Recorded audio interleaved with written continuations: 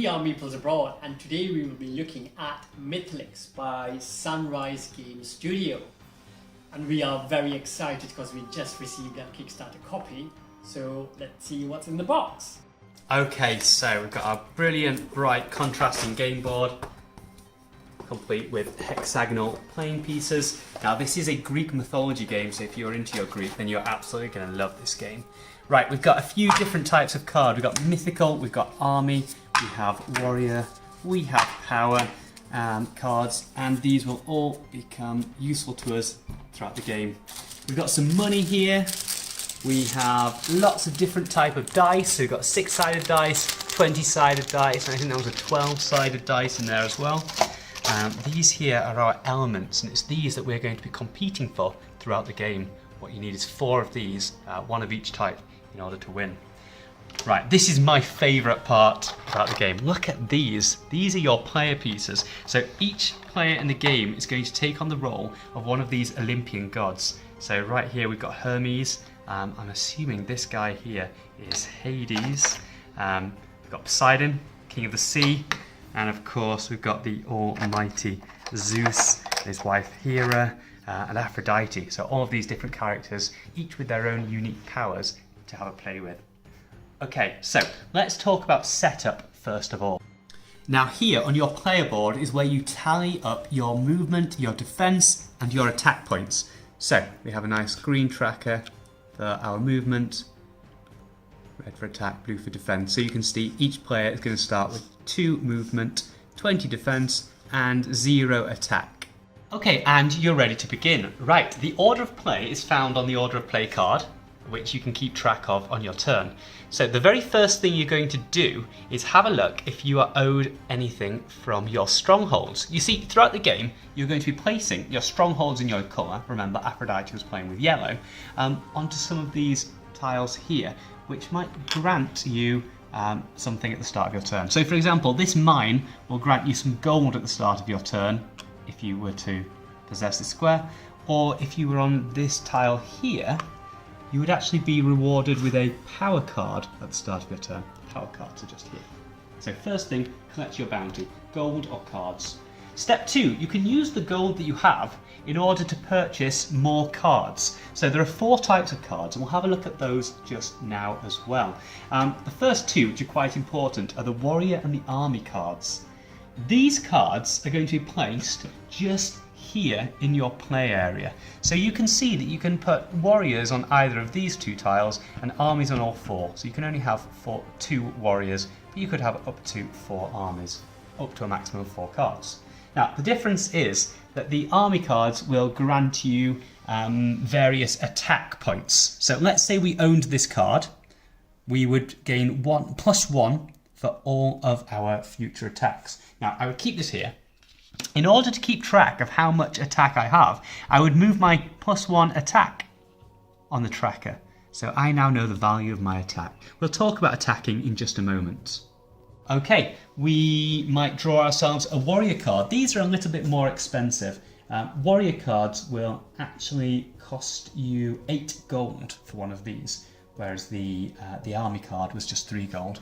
Now warriors give you a decent amount of strength and defense. So this one gives us +3 in our defense in all of our stronghold, and lets us replace a dice with an 8-sided dice.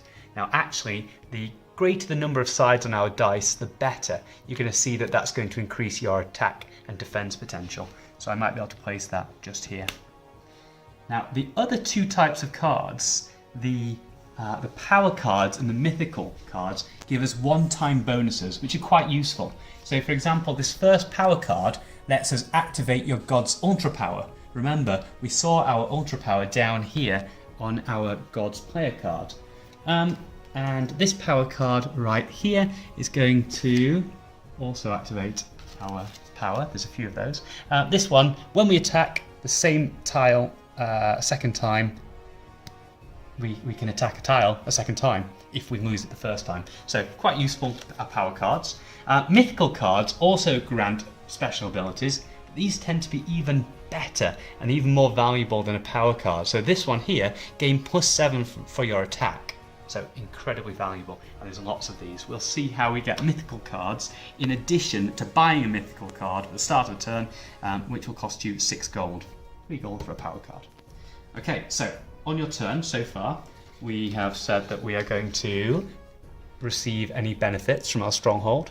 We're going to use our gold coins to buy cards. Next, we are going to move your god to a hexagon that you might want to attack. And you are going to want to move your god regardless of whether you're moving it somewhere to progress in the right direction or whether you are trying to attack. Attacking will let you take over strongholds or perhaps even fight somebody else's god. Okay, movement then. You'll remember that one of the trackers keeps an eye on our movement. So we all start with +2 movement. But as the game progresses, your movement might increase significantly, which will let you race around the board even faster. So if I am going to move Aphrodite 2, I can move 2 spaces in any direction. So I could go 1, 2, or perhaps I'm going to go 1, 2. Now, I might come over here, hoping to take over one of these strongholds. Remember, the strongholds have a border, a blue border here for this defense tile. So if I was to try and take over this tile, I move 1, 2. Before I do that, I will actually have to win this space. So this space has a defense of 10, which means I need to be able to attack with more than 10 actually. Now you're going to attack by rolling the dice, and you'll remember that we start each game with just 2 dice, 2 6-sided dice as well. So it's quite risky, but I do have. What do I have? I've got 1 attack from my card here. So what that means is going to happen is whatever I roll is my attack points, but I get 1 more attack on top of that. Let's see how I do. Okay, I scored 5 on my dice. With my +1 attack, that's a 6. That is not enough to take over this hex. Therefore, my attack was unsuccessful. If I had been successful, I would have 2 things happen. First of all, I would take 1 gold from the bank, put it in my supply, and I would have the option of putting a stronghold on the space that I just occupied, maybe here. Now these are really nice, look at this. So when we place our stronghold onto the hex, it neatly fits over the defense of the hex, and you can see there's this +5. What this means is I now occupy this hex, and if somebody wants to take it away from me, the defense of the space is no longer 10, it's 15. So someone is going to have quite a difficult job taking over that space. And that's it for one player's turn. It would then be moving clockwise, the next player to take their go. Now, as the game progresses, we're going to start taking over different strongholds. So you'll remember I said we might occupy a stronghold here, which would actually grant Aphrodite a power card at the start of her turn, or this space right in the middle, and there is only one of these, so it's not surprising that it's got such a high defense of 22. If you were to occupy this central space, then at the start of your turn you would receive one of these all-powerful mythical cards, and that's at the start of every single turn. You would get one of these until somebody takes it over. Now, as the game progresses, your gods are going to be whizzing around this universe, interacting with the various spaces. You'll note that there are some spaces which might grant you, for example, a power card if you were to take over, if you were to win the space, but you wouldn't put your stronghold on these spaces because they don't have the border.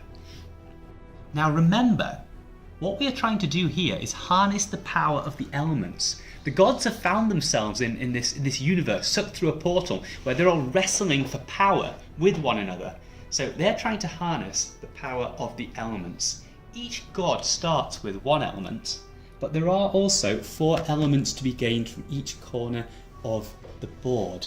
So a god might decide to come over here and try to attack, for example, this air element. In order to do that, they will have to take over this space. Now this space has a very high defense of 20. So if you are at the point in the game where you're really trying to make a grab for these elements, you're probably going to want to be a little bit further along on your tracker here with a really decent amount of attack. So this will be achieved in a few ways. It might be that you have a stronghold down on some attack strongholds in order to get +2. you've probably increased your army and your warrior cards, almost certainly having 2 warrior cards. Remember, this is where the real meat comes in. So for example, with Heracles, you're going to get +2 defense, great, and also replace one of your dice with an 8-sided dice. So rolling an 8-sided dice will go a long way to increasing your clout and increasing your attack. Now, what I didn't say earlier was that when you are attacking, you can also put forward some of your power and mythical cards that you might already have in your hand. So we've seen how some power cards might grant you some attacks or some extra attacks. We said that you can activate your god's ultra power using some of these cards. Let's just remind ourselves what Aphrodite's ultra power was. It was to add 2 defense to your stronghold. So that might be particularly useful if somebody is going to be attacking you.